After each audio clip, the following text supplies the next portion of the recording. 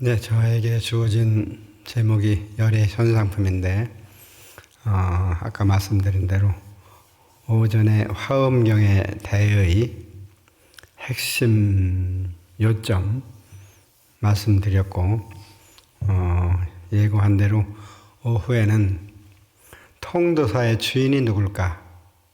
그 주인 문제를 좀 말씀드리겠습니다. 뭐 다 아는 얘기일지도 몰라요.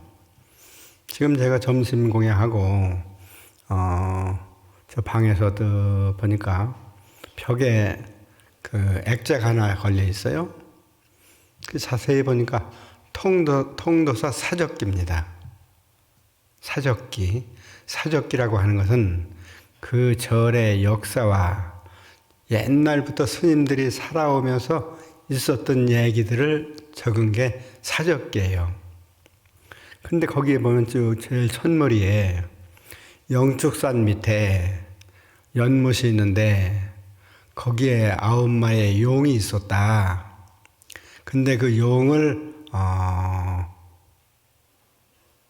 축출해냈다고 그럴까요? 용을 내보내고 거기다가 절을 세웠다.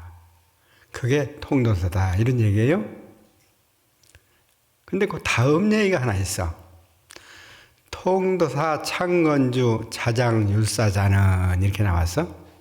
통도사를 창건하신 자장율사라고 하는 분은 소판 무림의 아들인데, 그러니까 신라시대 소판이라고 하는 그런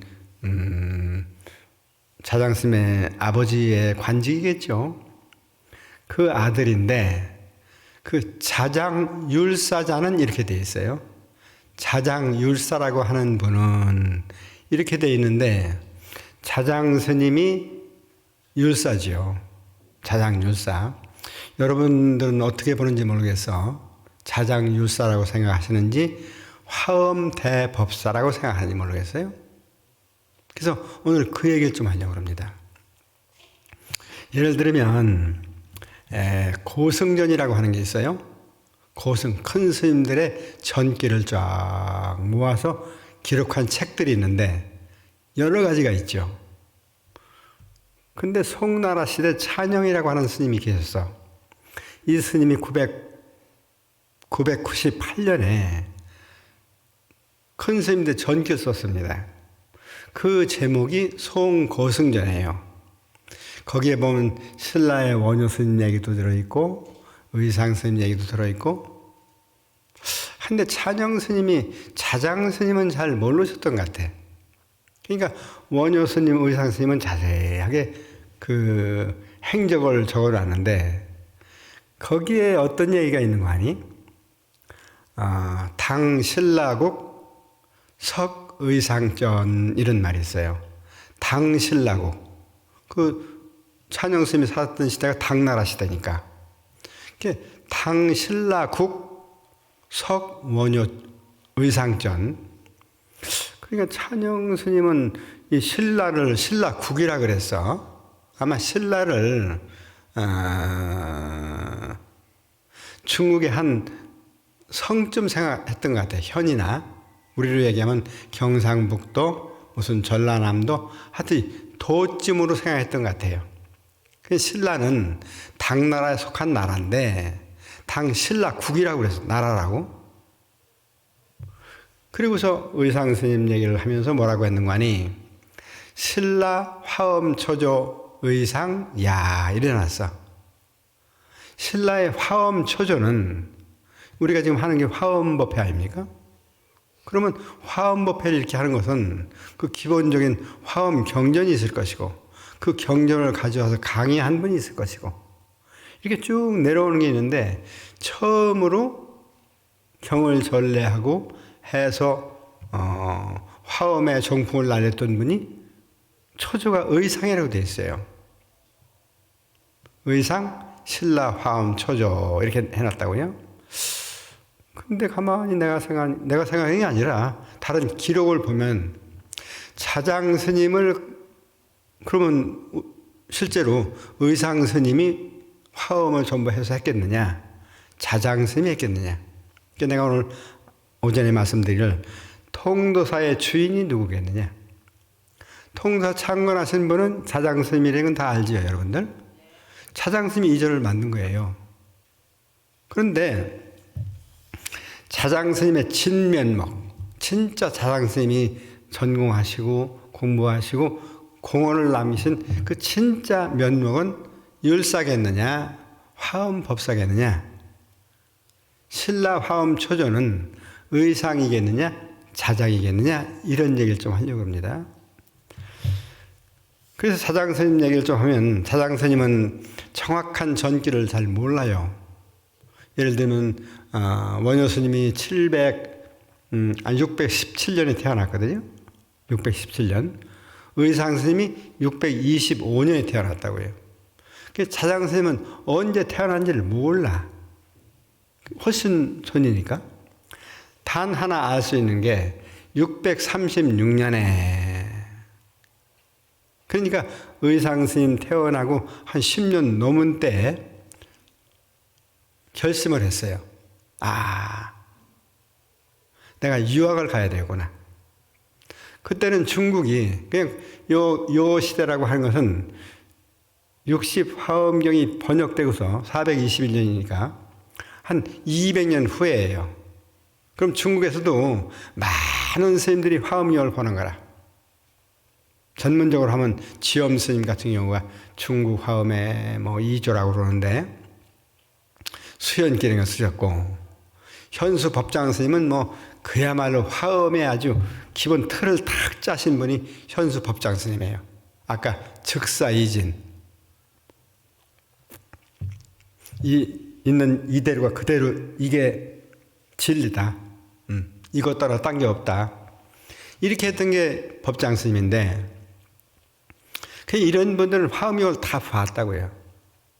근데 지금은 폰이 있고 해서 세계에서 일어나는 일들을 금세 봅니다. 근데 그때는 무슨 비행기도 없었고 소식이 빨랐을까 싶지만은 그때도 상당히 빨랐어요. 왕래가 상당히 잦았다고요. 중국에서 화엄경 번역되면 이게 전래되어서 한국에서 보는 거예요. 차장스님이 그걸 보신 거예요. 그리고서 이분이 뜻을 세웠어. 중국에 가야 되겠다 해서 36년에 떠납니다. 떠난다는 게 말같이 쉬운 게 아니에요. 그러면 신라에서 중국을 만약 가려고 한다면 그때 아직 통일이 안 된 겁니다. 고구려 백제 신라가 국경이 딱 있어요. 661년에 백제가 망하고 668년에 고구려가 망했으니까 훨씬 전이라. 근데 감히 생각을 내는 겁니다. 그래서 숭실이라고 하는 스님들 한 10여 명 시자 데리고 떠나는 거예요. 갑니다. 여기서 간다고 얘기하자면 보통 일이 아니에요. 내가 1990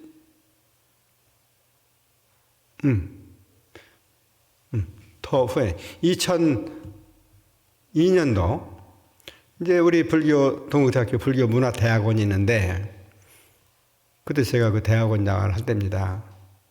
그래서 이제 대학원 학생들과 불적다살 가자, 성지순례 가자 이런 얘기죠. 어디로 갈 것이냐? 중국이 딱 생각나는 거예요. 중국 가자 해서 떠났어요. 떠나는데 여기서 인천공항까지 가야 되죠. 인천공항에서 북경 가야죠. 북경에 가서 이제 하룻밤 자고 그 근처에 좀 볼 거 보고, 그리고 이제 오후 5시쯤 기차 타고 쭉 갑니다. 밤새도록. 저 태원이라고 하는 데가 있어요. 거기다 내려가지고 그리고 이제 오대산을 가는 거예요.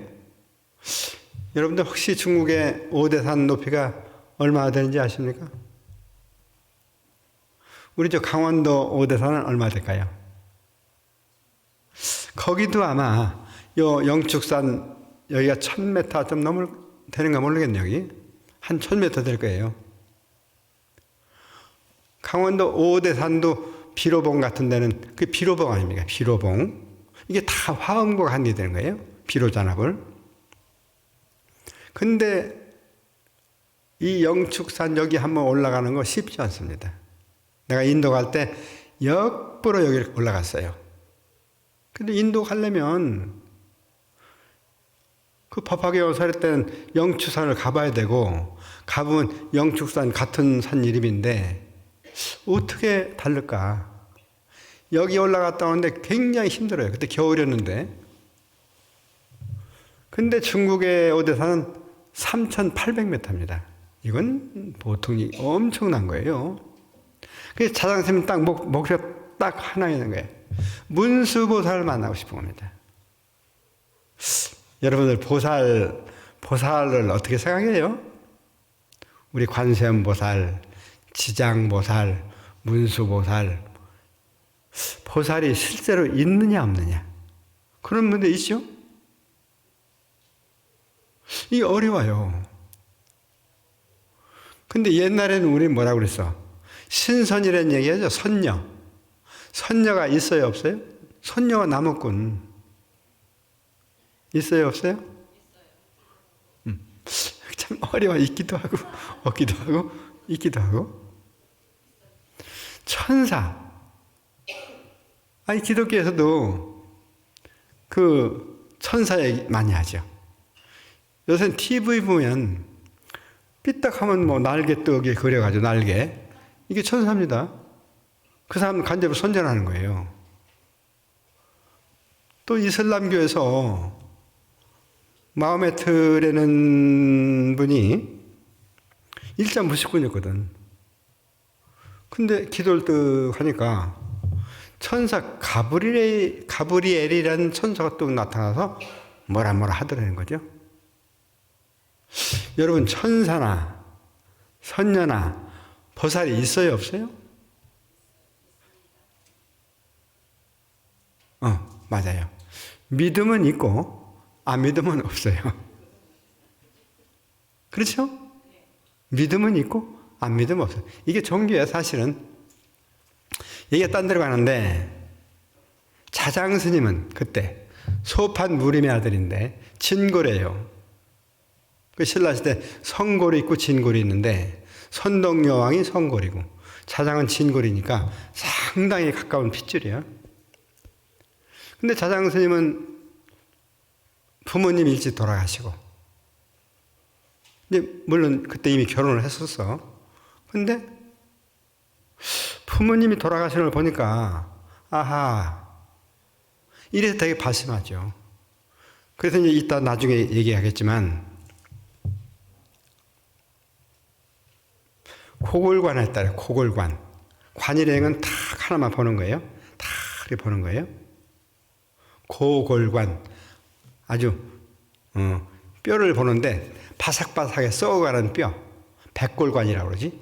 사람이 죽어서 수분이 빠지고 살이 없어지고 점점 줄은, 그걸 딱 보다 보면 아하, 무상하구나 이런 거 느낀단 말이죠. 이거 이따 나중에 얘기할게. 그러다가 이제 화엄경을 봤겠죠. 화엄경에 보면 여러분들 문수보살이 있다는 거예요. 혹시 여러분들 문수보살 주소가 어딘지 압니까? 이거 좀 어렵네. 이 화엄경에서는 문수보살 주처품이 나와. 주처. 주는 머무를 주자. 머무르는 곳. 주소지요. 그러니까. 거기 보면 화엄경에 이렇게 돼 있어. 동북방에 산이 하나 있는데 청량산이라 한다. 여름에 올라가더라도 아주 그냥 눈이 쌓이고 해서 서늘한 그런 곳이다. 근데 거기에는 문수보살이 1만 권속을 데리고, 이제 이런 걸 어떻게 해석을 할 것이냐. 그냥 있는 대로 말로만 하면서 쉽죠. 그러나 학문이라고 하는 건 그렇게 하면 안 되는 거예요. 역사는 정확하게 역사를 보고, 신앙으로는 또 신앙을 보고 하는 거예요. 문수보살이 1만 권속을 데리고, 권속이 뭐예요? 같이 사는 사람이요. 10,000명을 데리고 상주설법한다. 항상 설법하고 있다는 거예요.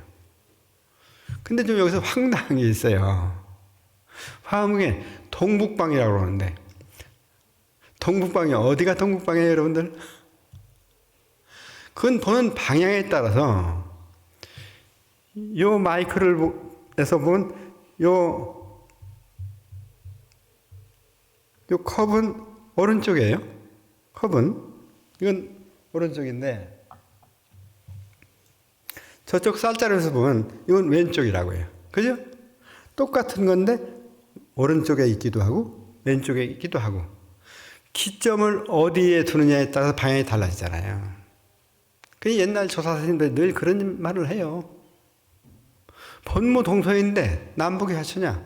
본래 동쪽과 서쪽이 없는데 남쪽과 북쪽이 어디 있냐? 정확한 말이죠. 본래 동쪽, 서쪽이 없죠. 여길 정해놓으니까 동쪽이다, 서쪽이다 이런 거 아니에요?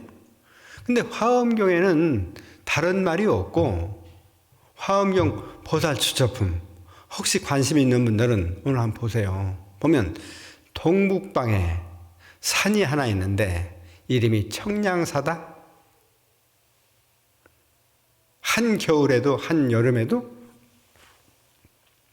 눈이 하얗게 쌓이기 때문에 아주 청자가 서늘한 청자가 청량음료 그러잖아요. 시원하단 말이에요. 차장스님이 그걸 봤겠죠. 아, 문수보살님이 일만 건설대로 항상 설법을 하고 있다고 그러니 여기 가야 되겠다. 그래서 636년에 떠납니다. 10명의 제자를 데리고. 근데 아까 말씀드린 대로 북경에서 태원 가가지고 태원에서 차를 타고 가야 돼요. 그때 학생들 한 20몇 명하고 같이 이제 가는데 그 안내자가 그런 말을 해요. 복이 있으면 올라가서 태화지를 갈 수 있고, 북대예요, 북대. 저 오대산에도 동대, 남대, 서대, 중대 이게 있죠? 5대. 근데 지금 자장스님이 가는 데는 북대를 가는 거예요. 거기에 태화지라는 연못이 있거든요. 요 통도사과 연못이 있지. 안내하는 사람이 복이 있으면 갈 수 있고 복이 없으면 못 갑니다. 그때는 난 그런가 보다 그랬어. 근데 아니나 달라 거의 그 오대산 올라가니까 이제 저 위에 가면 나무가 별로 없죠. 한라산 1950m만 올라가도 위에는 나무가 그 침엽수만 자라잖아요. 올라가니까 막 구름이 쫙 끼고 아이고 오늘 못 갑니다 이거예요. 그래서 내려와서 하루 자고 그 다음날 올라갔어요. 다행스럽게 올라갔어. 3,800m니까 차장스님도 그렇게 하셨다고요. 거기를. 여러분들도 앞으로 혹시나 중국에는 성지가 한 몇 개 있어요. 구화산의 지장성지, 아미산의 보현성지, 또 보타라카산의 관음성지, 오대산의 화엄성지, 이런 불교 성지가 있어요. 그 중에 하나가 이 오대산 소위 화엄성지인데,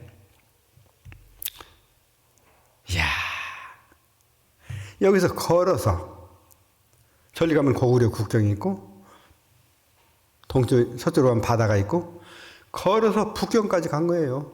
그죠? 이거는 보통 결심하면 못하죠. 북경에서 기차를 타고 가도 하루 종일 걸려서 태원에 도착했는데 걸어간 거 아니에요. 또 거기서 오대산에 가서 3,800m 올라가는 거예요. 보통 고난이 아니었겠죠. 그러니까 그런 결심이 있으니까 그 자장스님이 오셔서 이렇게 이런 절을 세우고 부처님 진심 사리탑을 만들고, 그 자장스님이 또 갔더니 태화지가 있단 말이죠. 태화지. 태화지는 태화라는 연못입니다. 지금도 울산에 가면 태화산에는 절이 있었던 거 아시죠, 여러분들? 울산에 강이 태화강이에요. 그 태화사가 있었는데 지금은 절은 없어진 것 같고 그 후대 그런 게 있는 것 같은데 태화제때 갔으니 자장스님 기분이 어땠을까요? 나이가 몇 살인지를 알 수가 없어요. 근데 이 보살주처품에 보면 거기에 가면 이승이 왔다 갔다 하는데 이승, 달을 이자 스님, 이상한 스님이 왔다 갔다 하는데 날씨가 맑은 날에는 향을 피면 향기가 아주 코에 스치고 이런 얘기들이 화엄경 보살주처품에 나온단 말이에요. 자장스님이 기도하는 겁니다. 7일 동안 열심히 기도를 하는 거야. 7일 기도를 하니까 그야말로 이승이 나타났어. 이제 이런 걸 어떻게 해석해야 될까는 참 어렵습니다. 뭐라고 한마디로 하기 어려워. 이승, 이상한 스님이 또 나타났단 말이에요. 나타나가지고 스님한테 개송을 하나 줘. 뭐 쪽지를 준단 말이죠. 그 쪽지를 받아보니까 이런 기록들은 삼국유사라는 책이 있어요. 이련 스님이 1200 정확한 건 몰라요. 1200년대 저 인각사에 계셨던 이련 스님께서 삼국유사라는 책을 쓰셨는데 거기에 이런 기록이 나옵니다. 이 자장 스님에 관한 기록은 비교적 많아요. 한 5개쯤. 대산 만신조라든지 오대산에 오만진시 사는 거라든지 지금 다 기억이 안 나네.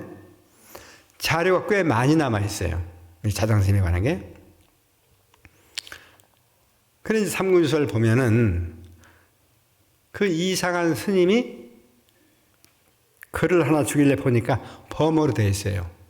알 수가 없죠. 신라에 살았던 자장스님이 그 당시에 산스크리트나 팔리어를 했을 리가 없으니까 받았어도 모르겠단 말이에요. 또 3일을 기도를 했어. 그랬더니 어떤 거사가 또 와서 해석을 해주는 거예요.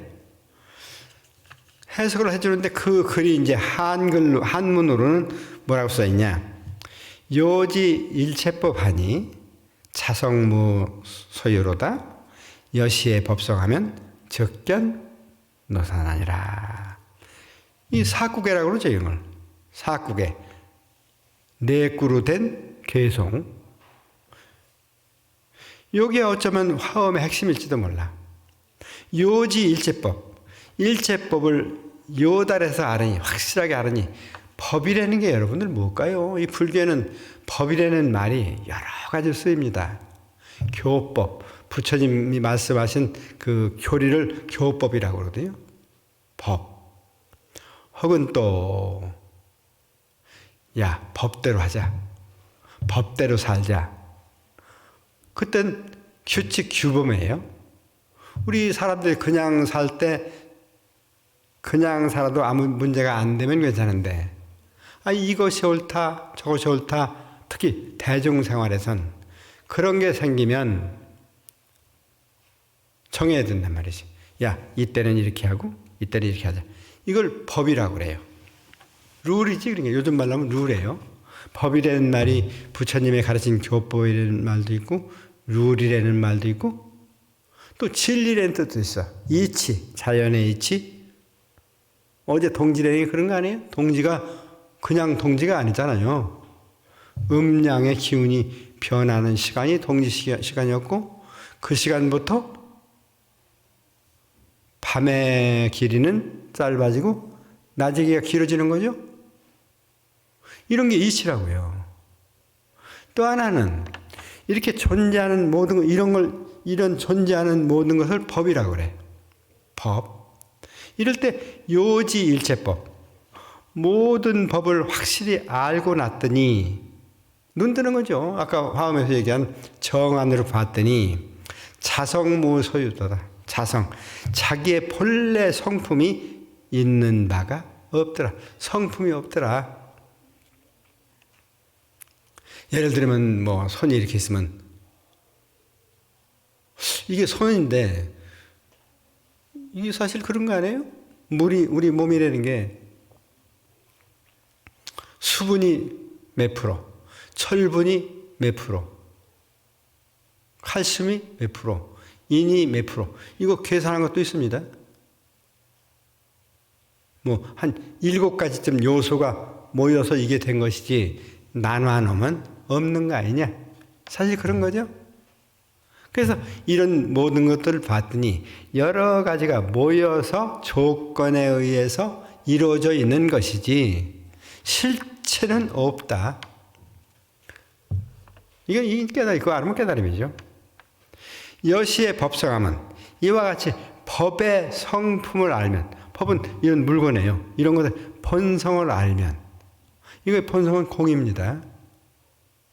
모든 공이에요. 왜? 조건에 의해서 잠시 이렇게 만들어져 있는 것이기 때문에. 우리라고 하는 것도 지금 이렇게 앉아서 얘기를 하지만 지금도 순간순간 변해가고 있죠. 변화하고 있죠. 그러니까 나라고 하는 게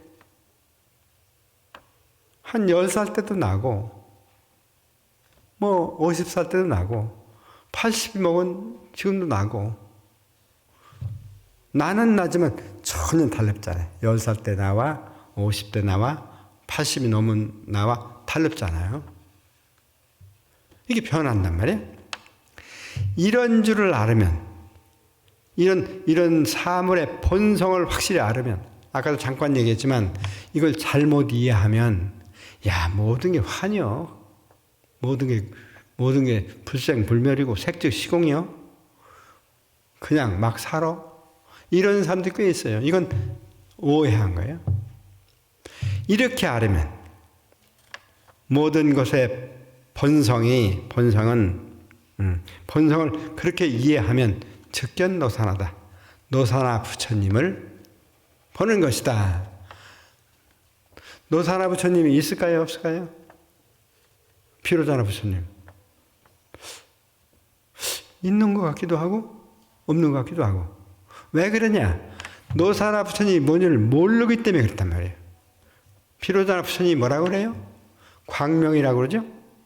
이것도 현수 법장스님의 해석이야. 법장스님이 비로자나라고 하는 것은 광명 편조다. 광명이 빛이 편조 두루두루 널리 퍼져 있는 게 이게 비로자나 부처님이다. 그 광명은 안 가는 데가 없잖아요. 아무리 이런 건물이 있어도 이거 막아도 다 비치는 거니까.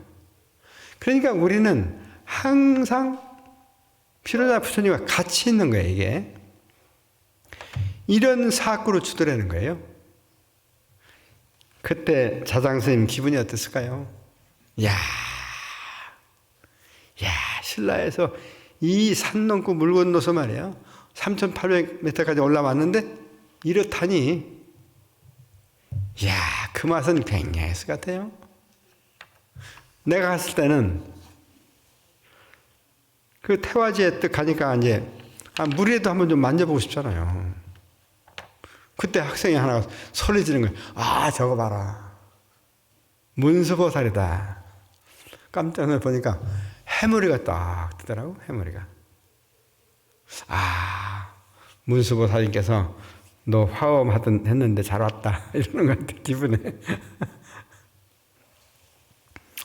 그런 결심을 요새 내가 하고 싶은 얘기는 문수보살의 이 화엄경 사구가를 주면서 하는 말이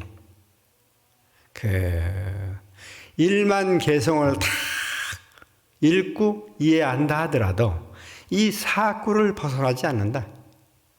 화엄경 아침에 얘기한 10조구만 5,048자나 60화엄경이나 80화엄경을 다 그 많은 걸 이해한다 하더라도 이거 사구 하는 거와 차이가 없다. 그러면 이 사구를 받았던 게 뭐예요? 화엄경을 받은 거예요. 자장스님께서 얼마나 날고 뛸 것 같았겠어. 그러면서 그 이승이 그게 이제 문수보살의 화연이라는 거죠. 문수보살님께서 그게 나타났더라. 이 문수보살님께서 그러면서 이 사구의 개성 여지 일제법 하니 자성무소여로다 여시의 법성하니 하면 적견노산하다. 이 사국의 개성을 주고 그다음에 부처님 진신 살일 주도라는 거죠. 그 살일 받고 그다음에 금난가사를 받아 가지고 이제 이리저리 다니면서 이제 구경도 좀 했겠죠. 여러 가지 경전도 모았을 것이고 돌아오셨다고요. 이 통도사에 금난가사가 있다는 얘기는 들었는데 난 보진 못했어요. 언제 기회가 되면 한번 보고 싶은데 그래서 이 자장스님은 643년에 돌아옵니다. 그때는 신라 20대 때 선동여왕 때거든요. 선동여왕은 그야말로 그때는 남녀 차별이 심했어요. 여자는 사람도 아니라 저 유럽에서도요. 여자들 투표권 생긴 게 얼마 안 됐습니다. 어디 여자가 감히 임금을 해? 어림도 없는 얘기야. 근데 신라 선동여왕은 세계 최초예요. 여자가 임금 대통령이 된 건 처음이라. 그런데도 불구하고 선동여왕을 무시한단 말이야. 어디서? 외구로 해서 한 9개쯤 되는 나라들이 막 뭐 힘이 있겠냐? 그러니 선동여왕은 무슨 소리야? 내가 힘이 막강해. 황룡사 구층탑을 세우잖아요. 지금도 그런 탑 세우기는 쉽지 않습니다. 나무로 더군다나. 이건 선동여왕의 힘을, 국력을 보여주는 거예요. 지금으로 하면 트럼프가 뭐 막 떠들고 이러잖아요. 이걸 보여준 거예요. 아니, 진거린 자장스님께서 중국에 가서 그렇게 공부를 하고 돌아오셨으니 얼마나 든든하겠어요. 바로 국통으로 임명을 해요. 국통. 국사요, 국사. 임금님의 스승이에요. 자장스님이 그 분황사에 계십니다. 분황사에 계시면서 뭐 여러 가지 했겠죠. 다른 건 물론 여러 가지 했겠지만 그 중에서 대승론과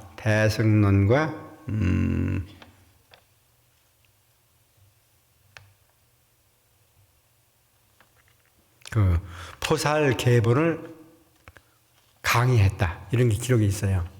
대승론이라는 건 대승에 관한 여러 가지 경전들, 대승경이 여러 가지 있습니다.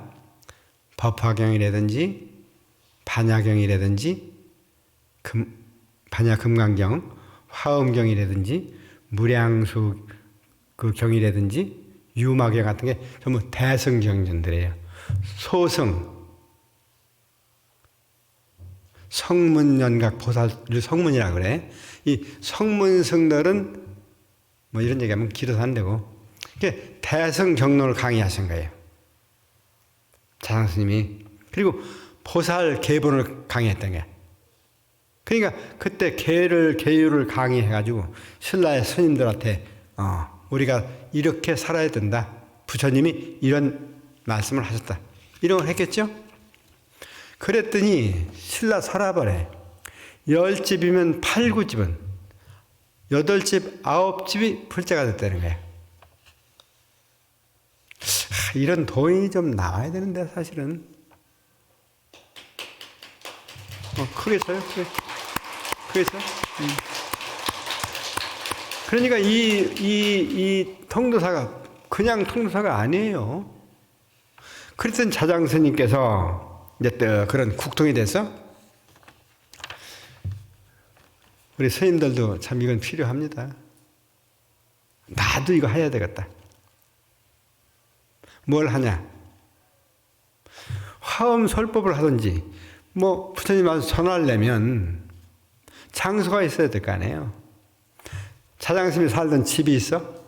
그 집을 고쳐가지고 원영사라고 절을 만들었어요. 원영사. 자기가 살던 집을 절로 고쳐서 원영사라는 그 현판을 걸고 낙성식 법회를 합니다. 낙성법회.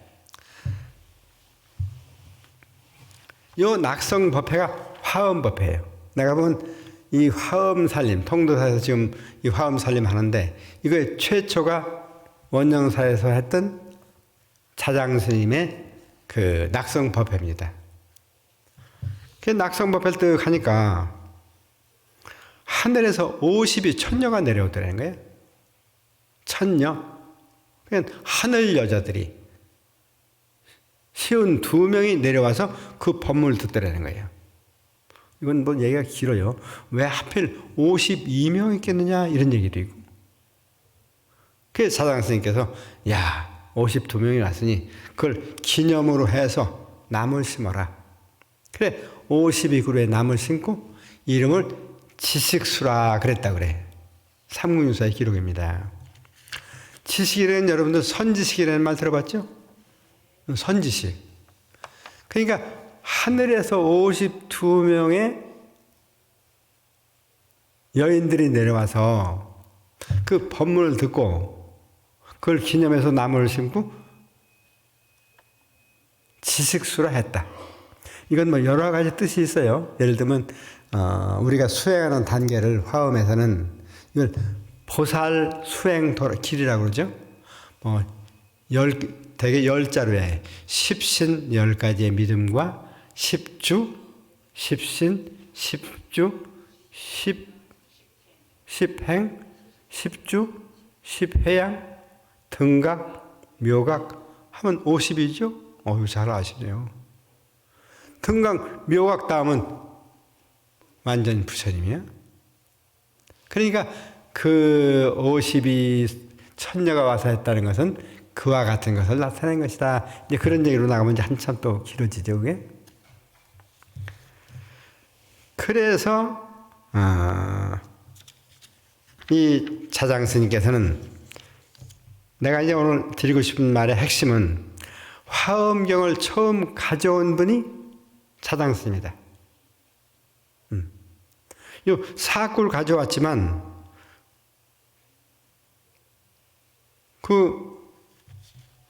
이것이 일만 개성을 다 강의해도 이 사구를 벗어나지 않는다고 그랬으니까 화엄경을 처음 가져온 게 차장스님이에요. 그리고 처음으로 화엄 법회를 해서 이게 화엄 살림을 한 게 차장스님이라. 그리고 이제 차장스님은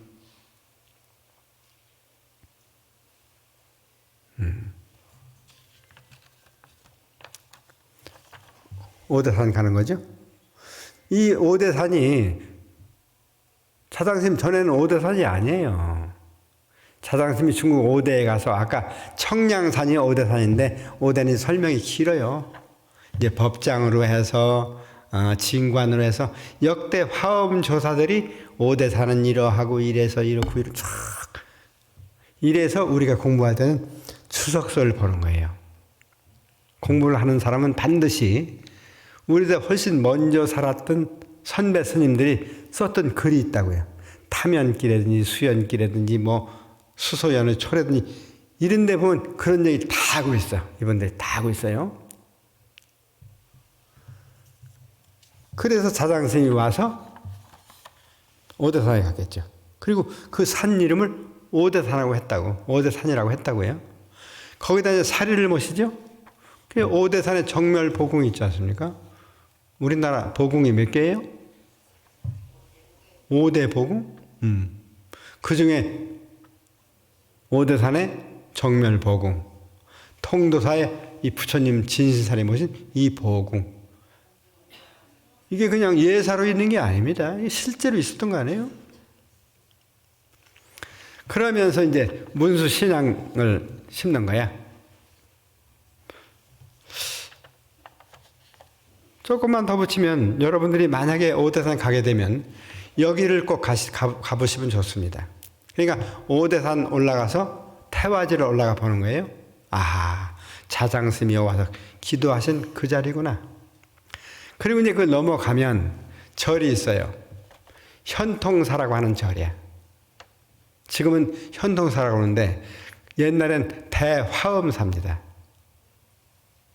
그 현수 법장 스님이 계실 때는 그가 대화엄사인데 거기는 문수보살의 영업 문수 기도를 하는 그런 절이에요. 그래서 오대산에 가게 되면 태화지 갔다가 현통사 갔다가 거기서 쭉 올라가면 좀 꽤 계단을 많이 올라가면 또 하나 절이 있어. 그 보살정사라고 하는 절인데 거기 가면 재밌는 게 있습니다. 큰 솥이 3개가 걸려 있어요. 솥이. 근데 이제 이 문수보살은 영업 얘기가 많잖아요. 문수기도 했더니 아까 그 이상한 스님의 모습으로 나타나기도 하고 무슨 무니무착선사가 뭐 성 안 내는 그 얼굴이 참다운 공양이고요. 그런 얘기 들어봤죠, 여러분들? 이런 게 다 문수 기도를 해서 나타났던 영험담이라. 이 자장 스님만 해도 돌아오셔서 제일 말년에 철저하게 문수 신앙을 했던 분이에요. 국통을 지내고 딱 나이가 많아지니까 힘이 없단 말이에요. 문수보살 한번 또 보고 싶어요. 그래서 자장 스님이 저 강원도 태백산 쪽으로 갑니다. 야, 심해가 기도를 하는 거야. 문수보살 만나려고. 얘기가 좀 길어지지 이러면. 어느 날 또 어떤 거지 같은 사람이 또 와가지고 자장이 있느냐 시자한테 그런단 말이야. 시자가 나가서 당신이 누군데 우리 큰 스님 이름을 함부로 자장 하냐? 너는 묻지 말고 가서 일르기나 해라. 시자가 스님 어떤 이상한 사람이 자장이 있느냐 그럽니다. 좀 이상합니다. 그러니까 글쎄 이상한 사람인가 보다. 쫓아버렸어. 가서 그 얘기를 하니까 돌아가리라. 상이 있는 자가 어찌 나를 보겠느냐. 이련 스님께서 왜 이런 말을 썼는지 모르겠어요. 이련 스님이 이렇게 글을 쓰고 있다고요. 그러니까 자장이 아상이 있는 자가 나를 어찌 보겠냐 그 소리겠죠. 그러면서 삼태기를 뚝 쓰고 왔던 삼태기를 뚝 뒤집으니까 사자가 툭 한 마리 나와서 사자를 타고 막 날아가더란 거 아니에요. 시작 깜짝 놀라서 사장 스님한테 아이 스님 아까 그 거지 같은 사람이 삼태기 타고 날아갑니다. 자장이 아이쿠야 진짜 문수보살인데 몰랐구나.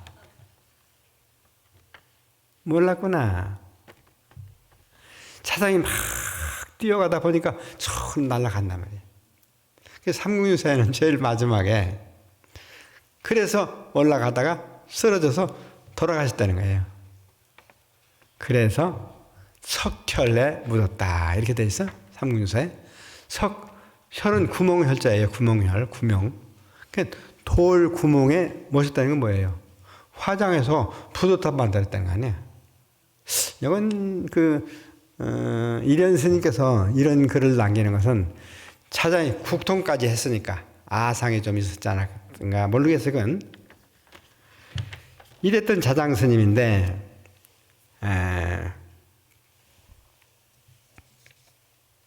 그래서 5대 보궁을 만들고 5대산에 그런 절을 만들고 그리고 세운 절이 이 통도사라. 이 보통 절이 아니에요. 지금 내가 보니까 기운이 전부 일리 와 있어. 한국 불교의 기운이 한때는 해인 성지에 탁 몰려 있었잖아요. 근데 지금은 이제 방향 스님이 이렇게 종정 스님이 되시고 이 통도사 이런 화엄 살림이 없어요.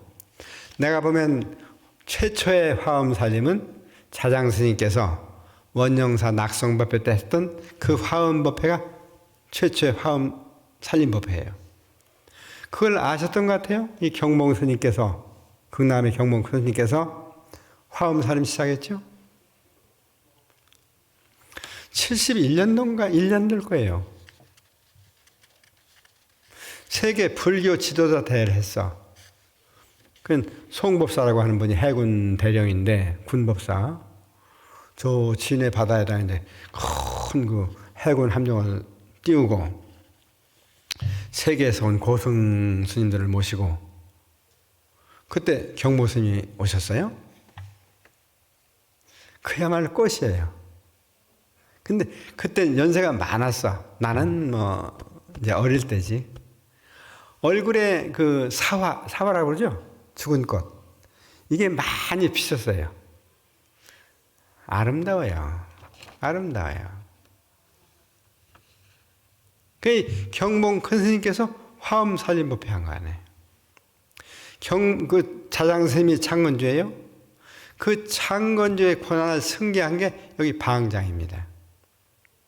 법률적으로 방장스님이 또 임명한 게 주지스님이에요. 그러니까 통도사 창건주의 권한을 방장스님한테 인계를 하고 주지스님이 방장스님이 주지만 줬으니까 인수를 하고 그래서 이런 법회가 지금 되는 거예요. 그런데 이제 나중에 줄여서 차장스님의 친면목은 그러니까 율사가 아닌 거 아니에요. 율사예요. 그러나 친면목은 화엄법사입니다. 화엄법사라는 건 화엄경을 최초로 가져오신 분이죠. 최초로 화엄 법회를 하신 분이죠. 그런데도 불구하고 찬영이 된 사람이 송고승전에 신라 화엄 초조는 의상이다 이래 가지고 한국 화엄의 초조는 의상스님이 되어 있어요. 의상스님도 업적은 대단합니다. 화엄 10차를 세웠고 10대 제자를 길렀고 법성계를 썼고 엄청난 업적을 하신 분이에요. 근데 의상스님은 처음부터 끝까지 철저하게 정토신앙을 한 거예요. 정토 알죠? 서방 극락세계. 예를 하나만 들으면 의상스님이 제자가 하나 있을 때 근데 이 제자가 좀 엉뚱한 짓을 했던 모양이죠. 그래서 대충 내쫓았어. 너는 여기 살 자격이 없다. 자기 스님한테 쫓겨나서 돌아다녀 보니까 스님이 그리워. 의상이 그리워. 그래서 나무로 딱 스님의 모양을 깎았어요. 그래 가지고 다니면서 늘 보는 거야. 그 소리가 의상 스님 귀에 들어갔어. 그러니까 의상이 그래? 네가 나를 그렇게 생각하냐? 그러면 나는 철저하게 서방 극락세계를 그리기 때문에 서쪽을 등지고는 앉질 않는다. 항상 서쪽에 이렇게 향해서 앉지 서쪽을 등지고 앉지 않는다. 네가 만든 그 나무로 만든 내 모양을 서쪽을 등지고 한번 이렇게 놔봐라. 그랬어. 그 상자가 그걸 뜩 놔두고서 자고 일어나 보니까 여기 싹 돌아앉아 있더라는 거지. 이런 걸 어떻게 이해해야 될까요? 이 석가열의 행적송이라는데 나오는 글이에요. 그러니까 의상스님은 한 번도 서쪽을 향해서만 앉았어. 부석사에 가면 그 부처님이 또 이렇게 동쪽을 향해 앉아 있습니다. 그래야 우리가 서쪽을 보고 이거 하게 되어 있으니까. 철저하게 정토신앙을 한 분이야. 의상스님도 화엄을 안 하신 건 아니지만 그분은 교리적으로는 화엄을 하고 신앙적으로는 정토를 하신 분이에요. 그러나 자장스님은 교리적으로 철저하게 화엄용을 가져왔고 좀 강설하셨고 문수보살이 화엄에 그 비로자나불에 보초부리잖아요. 그 문수신앙을 하셨고 그래서 결론은 한국 화엄의 초조는 자장이다. 자장으로 재정립되어야 된다. 근데 아까 저 방에 자장 율사자는 이렇게 써 있어요. 사적기에. 자장 율사. 이건 그 후에 자장을 율사로만 모신 거예요. 율사가 아닌 건 아니지만 차장스님의 친면목은 화엄 법사요. 화엄경을 전하셨고 설법하신 분이다. 한국 화엄의 초조는 자장으로 재정립되어야 한다. 이렇게 마치겠습니다.